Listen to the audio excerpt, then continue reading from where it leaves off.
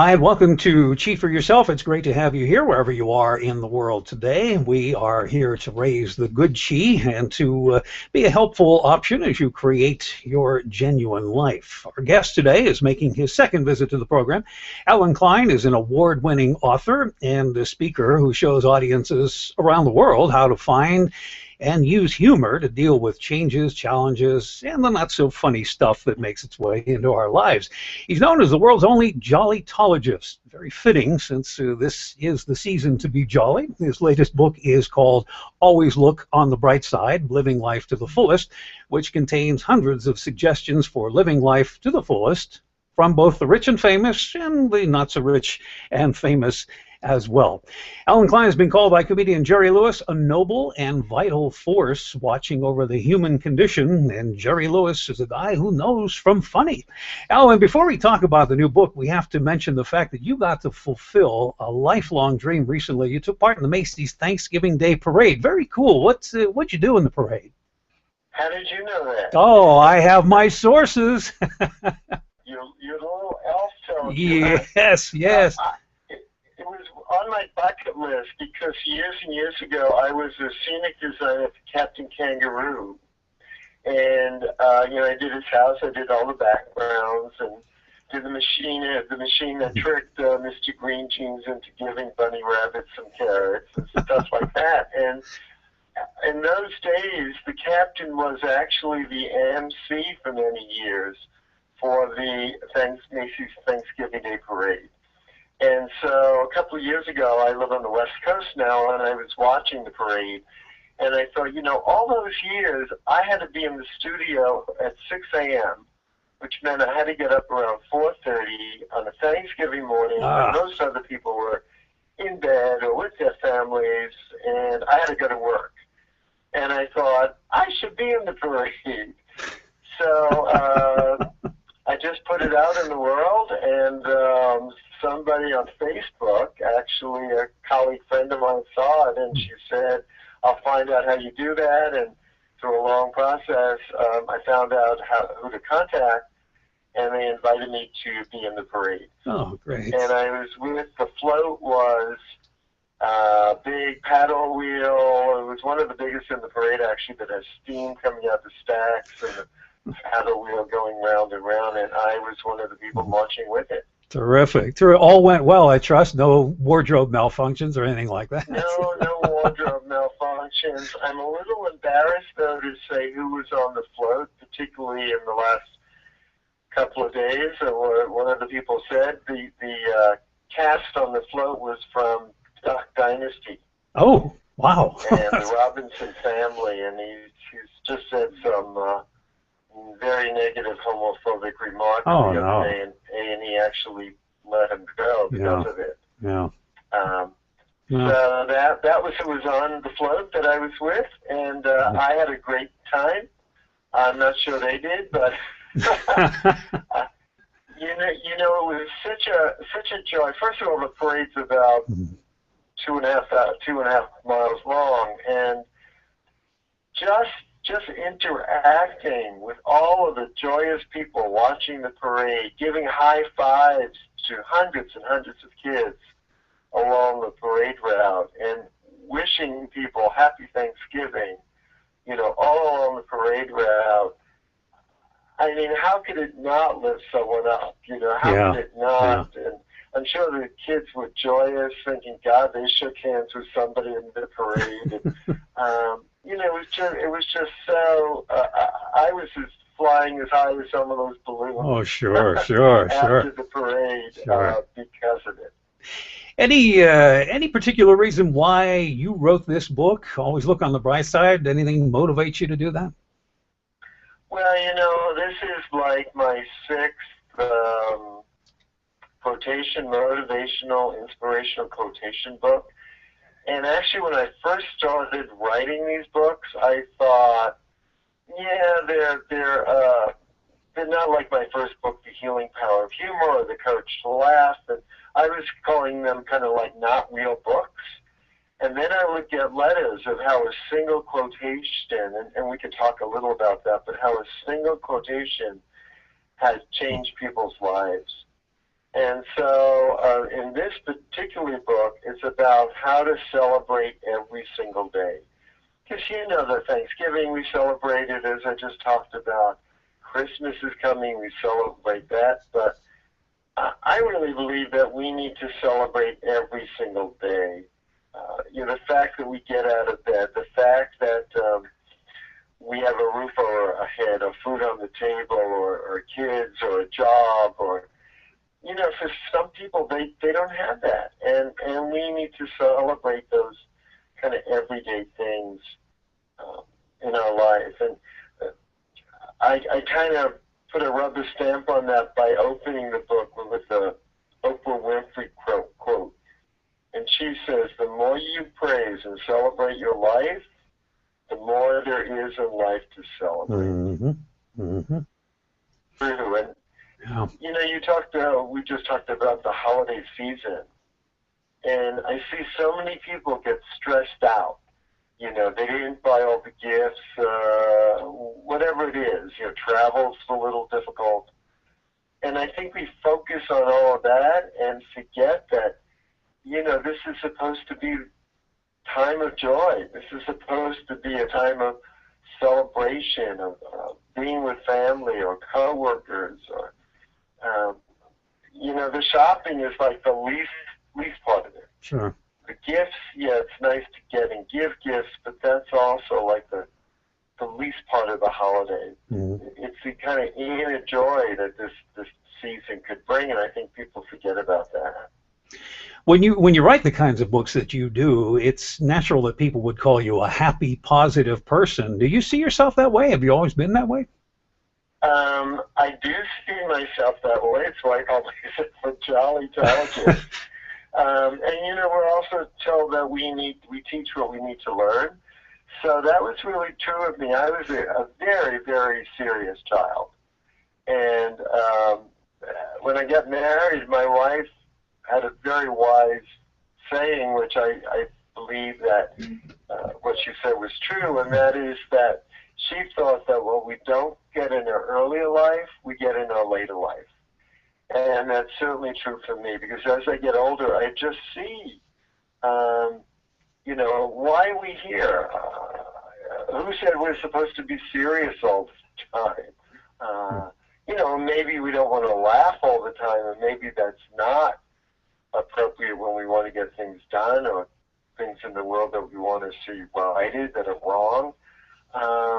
But the thing is not to take ourselves so seriously, because I really believe we're here. The purpose of life is to enjoy life. And so that's what I teach people, and this book is full of serious quotes and funny quotes, but all about celebrating special days and every day, and celebrating our job and our friends and our loved ones and our work. It's all grist to the mill for celebration. When I pick up the book, I use a sort of random select method of picking quotations in no particular order. I guess you don't really need to read from the beginning on through to get the full effect of the book. You can start anywhere. Yeah, in fact, I love what you just said. Yeah, because the book is in some order, so people can look up things if they want to look it up. Like the first part is celebrating today. Second part, celebrating special days like birthdays, Christmas, Mother's Day. Third part is celebrating the seasons, the 4 seasons. Fifth part is celebrating special people like our family and friends. And the last part is celebrating yourself and your work. But what you just said is the way I really encourage people to use the book. So just open it up and read any quote that comes to you, and maybe that's like your mantra, or what you need to know today or learn today. So I just opened the book up. It's page 105. It's talking about summer, which it's not. But Vern Williams said, if a June night could talk, it would probably boast that it invented romance. Mm. How sweet. That is sweet. Very, very sweet. Do you have the book in front of you? Yes, I do. Why don't you open to a page and read something and see what you get? All right, I'll do my my little random select here, and I tend to take these for into my day. And let's see, where can we go here? Oh, right. Oh, it's a Christmas page. Oh, great. How appropriate that is. All right, yeah. Our children need the sense of specialness. I like this. The sense of specialness that comes from participating in a known and loved ritual. They need the mastery of self-discipline that comes from order. They need the self-awareness that comes from a knowledge of their past. They need Kwanzaa as a tool for building their future and our own. That comes from Jessica B. Harris. Very nice. Kids. Nice. Kids and Christmas. Good, a nice thought for this, well, this time of the year, anytime really. Right. Your first book, The Healing Power of Humor, it's in its 40th printing, 9th language translation. What is it about humor that has such a restorative power and brings us back to health? Well, I think it could help us cope, and I mean, I don't want to get into all the research because even I find that pretty boring. But I'm glad people are doing it. Scientists are doing it to prove what the Bible told us years ago, that merry heart doeth good as medicine. So they're actually proving that, and so there's all physiological things that happen when we're laughing, which is not the same as humor, but closely related. And then humor itself, the way I define humor is finding something funny, and then the result is the laughter. So that if we can find something funny in any situation, I think we get a different perspective. We see it differently than when we're stressed out and looking at that situation. So, for example, you're in a traffic jam. You can go, you can moan about it, you can complain about it, you're still stuck, or you can find some humor in it. One thing I do is roll down the window and blow out some bubbles. A woman told me she rolls down the window and holds out a jar of Grey Poupon mustard. But you always have that choice, and it's like in my workshops I go over the letters Laugh, and the A is the attitude that in every situation, every single day, it's our attitude that makes the difference. And we can choose to be positive, or we can choose to be negative. We can look for humor, or we can get upset. I mean, kids, I think, show us how to do this pretty easily. A couple of years ago, I was at the airport, and my plane was, like 3 hours late. And all the adults are angry or stressed out, not happy campers. And the kids took out their little cars, 1 or 2 inch cars, found the carpet that had like this intricate pattern, and made believe that these were all roadways, and the cars were going down the roadway in the pattern in the rug. Yeah, I love it. And they were playing that, game for a long time, totally unstressed. Mm-hmm. Mm-hmm. And so kids, I think, can teach us how to, okay, things aren't going the way we want or expected. How can we turn that around? How can we change our attitude? How maybe can we find some playfulness or humor in the situation? Mm-hmm. Well, your audiences, of course, see a funny side of you, but what do you say to the person who's dealing with loss, and in particular the loss of someone very close to them? Well, I had that experience myself. I got into the therapeutic humor business because my wife died at the age of 34. And we knew she had a terminal illness at 31. Yes, it was not a great time. It was full of tears, but she also had a great sense of humor, which showed me that if we could laugh at something, we get at least a little bit of relief, a little reprieve. One example that I tell my audience and sticks in my head all the time is she had a copy of Playgirl magazine with a male nude centerfold.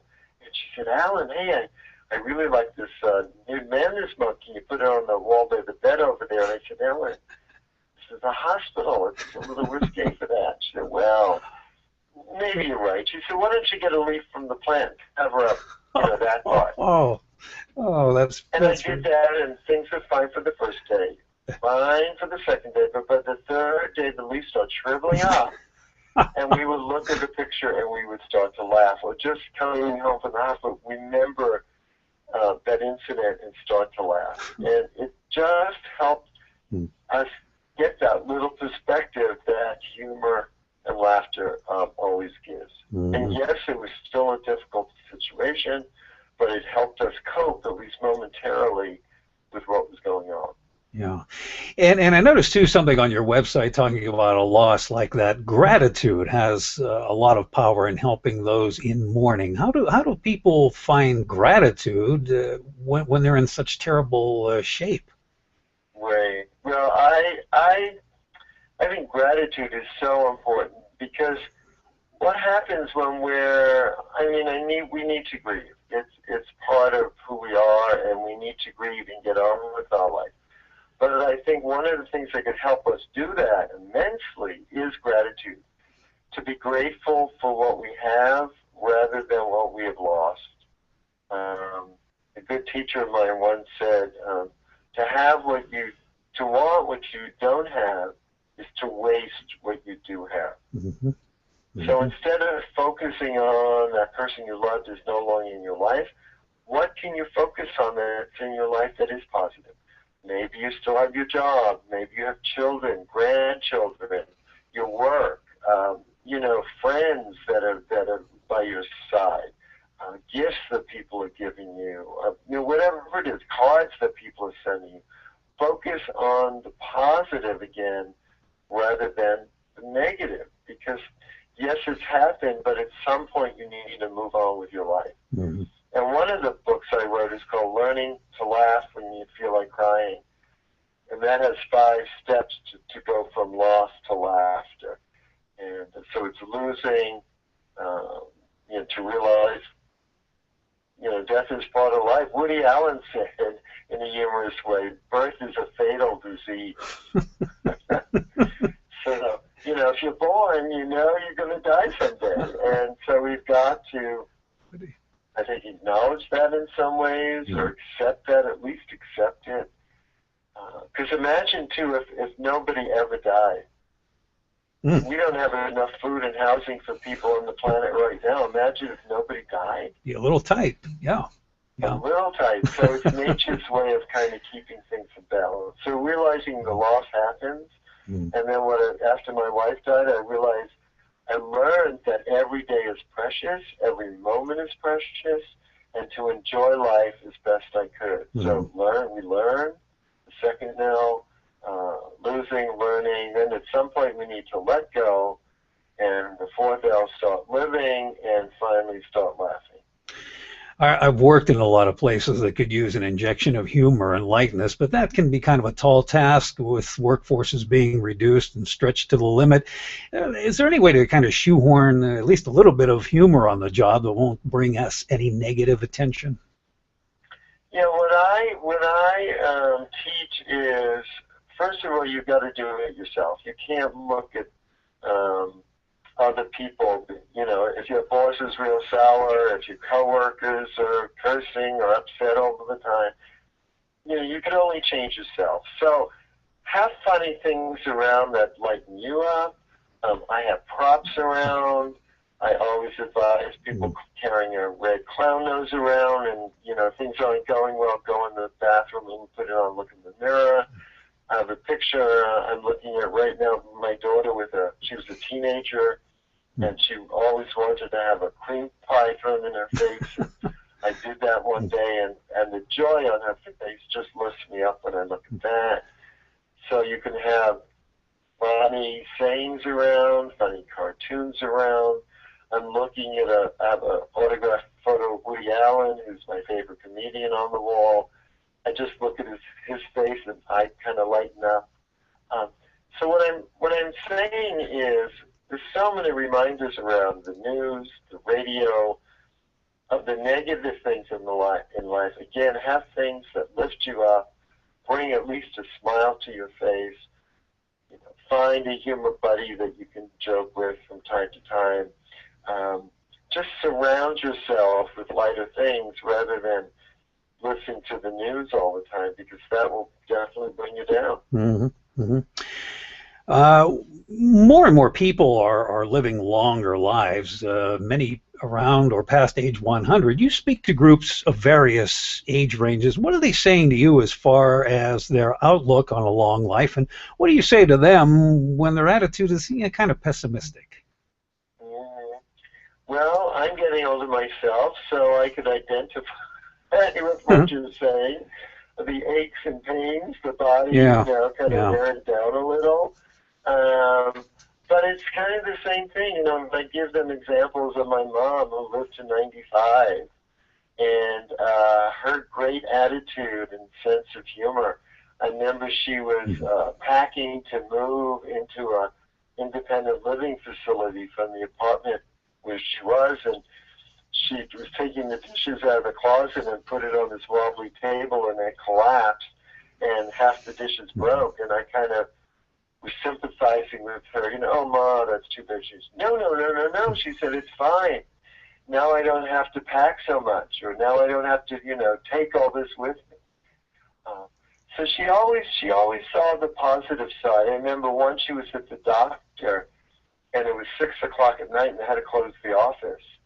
And a van usually comes to take her home, and the receptionist said, I can't let you wait here. I have to close the office, but I'll take you downstairs to a pizza place. I'll buy you a Coke, and I'll call the van. And so my mom waited and waited, and the van never showed up. So she went up to the guy behind the counter and asked, do you deliver? And he said, yeah, lady, we're a pizza place. Of course we deliver. She said, great, I want a pepperoni pizza, and I want to go with it.